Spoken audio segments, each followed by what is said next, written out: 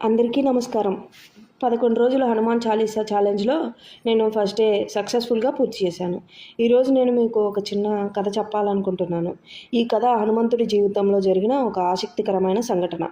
హనుమంతుడు నిజంగా సూర్యుడిని తిన్నాడా? లేదా అది ఒక చిన్న అపోహేనా? ఇప్పుడు కథలోకి వెళ్దాం. చాలా కాలం క్రితం ఒక చిన్న హనుమంతుడు ఉండేవాడు. అతను చాలా చురుగ్గా, శక్తివంతంగా ఉండేవాడు. ఒకరోజు ఉదయం అతను ఆకాశం వైపు చూశాడు. అక్కడ ఒక పెద్ద ప్రకాశవంతమైన సూర్యుడు కనిపించింది. హనుమంతుడు అనుకున్నాడు, అబ్బా, ఇది పండులా ఉందే అని అనుకున్నాడు. అంతే, అతను ఒక్కసారిగా ఆకాశంలోకి దూకాడు. ఎత్తుకి మేఘాల మధ్యలోకి వెళ్ళాడు. కానీ అతను సూర్యుడిని తినలేదు.